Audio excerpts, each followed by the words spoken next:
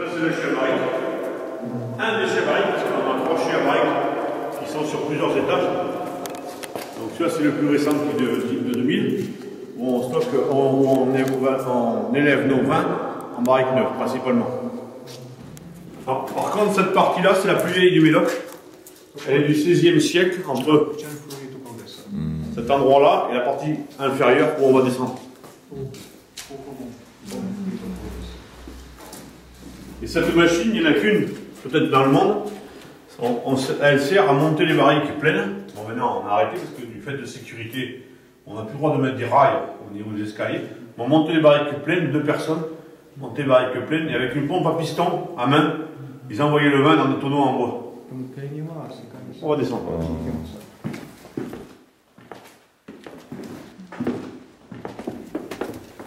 Donc, c'est le plus vieux chien du Médoc.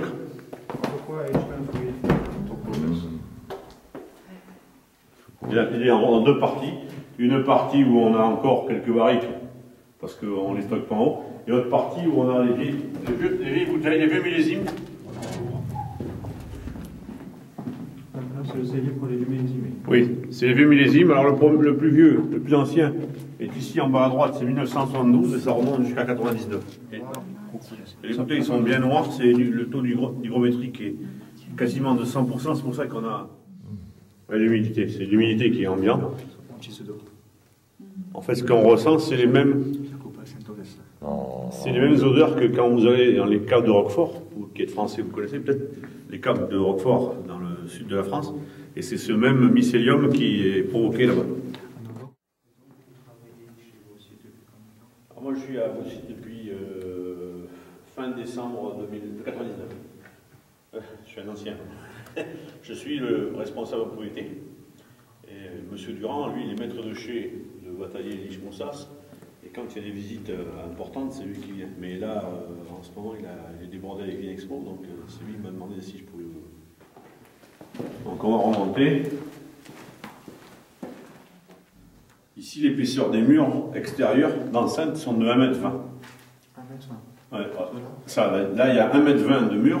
Et là, vous voyez la capillarité, l'humidité qui remonte le long du mur, malgré l'épaisseur du mur. À cause, on va dire, de la proximité avec la Gironde.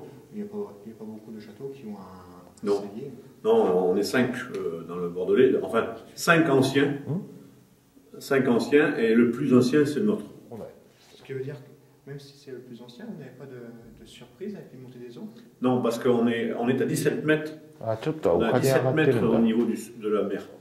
Mais quand on va aller dehors, on va faire voir. Il y a la Gironde qui est en bas, et c'est pour ça qu'on domine la Gironde. Surtout que vous n'avez jamais eu de surprise. Jamais. En fait, il y a eu une inondation en 2009 où les vignes étaient inondées dans la partie basse, mais avant que ça remonte là, quand même, il faudrait qu'il. Ben, si c'est inondé ici, tout Bordeaux est inondé. Puisque Bordeaux est à 1 mètre au niveau de la mer. Celui-ci est semi-enterré, il est du 19e siècle, celui-ci. Ça, on va passer sous le chemin que vous avez emprunté. En fait, on a fait ça pour les visites, pour pas que les gens se mouillent quand il pleut, comme aujourd'hui. On fait une visite, mais on va aller au puits. En fait, c'est pour les visiteurs et puis pour nous, qu'on puisse travailler sans être embêtés quand il pleut. Là,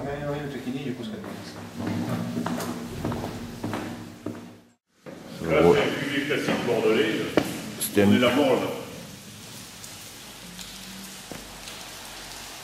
Que vous entendez là? Vous entendez le bruit là? Oui, c'est l'océan d'Omalé qui envoie des ondes de choc pour disperser les orages de grêle. En fait, on est en alerte grêle sur la région, donc ils envoient des ondes de choc. Ça fait exploser les nuages, et les nuages de grêle se transforment en nuages de pluie. Oui. Je vais vous faire voir où ça se situe, parce que c'est pas très loin d'ici. En fait, c'est un canon à ondes. C'est des ondes qu'il envoie, donc c'est de l'électricité, et ces ondes font exploser le nuage de grêle potentiel en pluie. Si on regarde, il pleut très fort maintenant. Parce qu'en fait, quand on est arrivé, il pleuvait un petit peu, mais là c'est beaucoup. Il devait y avoir un orage de grêle qui devait nous arriver dessus. et en l'explosant, ça se transforme en beaucoup d'eau. Et il envoie une onde toutes les 6 secondes. C'est la première fois que j'entends ce système. Mais c'est récent, c'est récent, ça fait 1 an ou 2 que ça existe. Et, en pleine nuit, je peux vous assurer que c'est embêtant. Parce que ça fait encore. Ça atténue plus le bruit qu'on ne peut pas dormir. Ce qui veut dire qu'ils font fabrication en fait. En fait, les ondes de choc sont reliées à un ordinateur qui lui est relié à Météo France. Et à chaque fois que Météo France annonce un nuage de grêle qui vient ou chez lui ou dans les 5 km autour, il envoie son onde et on laisse monter en température doucement les vins jusqu'à 27-28 degrés.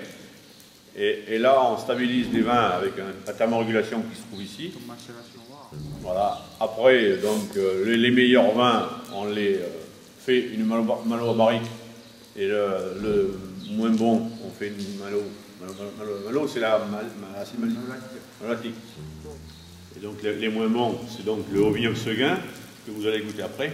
Ça, c'est malolactique en cube.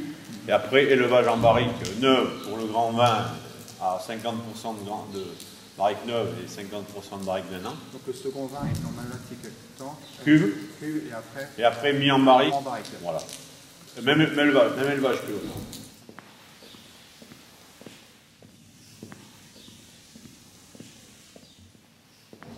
Donc la thermorégulation, c'est l'appareil qui est ici, qui sert de réguler le chaud ou le froid.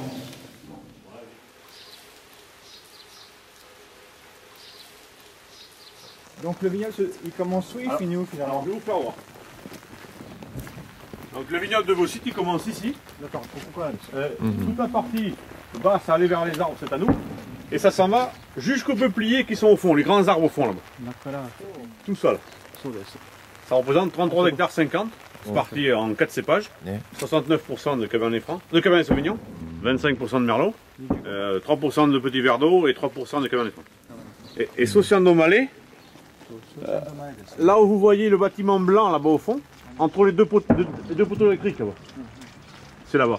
Et donc là, en bas de chez nous, c'est Calon-Ségur, qui est un deuxième grand cru. Les portes bleues, c'est Calon-Ségur. Oui, c'est le chai de Calon-Ségur, ça. Ouais. Donc quand on va dire, quand on quitte votre vignoble, on se retrouve chez Calon-Ségur. Oui. On est vraiment touche-touche. Il y a un fossé qui nous sépare. Ce qui veut dire que vraiment, on va pour votre vignoble, on va jusqu'aux arbres. Oui. Et quand on dépasse les arbres, hop, c'est Calon-Ségur. C'est Calon-Ségur. Sodès. Même sur cette partie, juste en face de nous, c'est même dans la partie basse, il y a un terrain qui est à eux et nous on vient. C'est vraiment à pied pour aller à Calon-Ségur, pour arriver à leur terrain, il y en a 400 mètres à peu près. Et derrière, là-bas, derrière les grands arbres que vous voyez, c'est Causse des Tournelles et légèrement sur la gauche, il y a Montrose qui est derrière.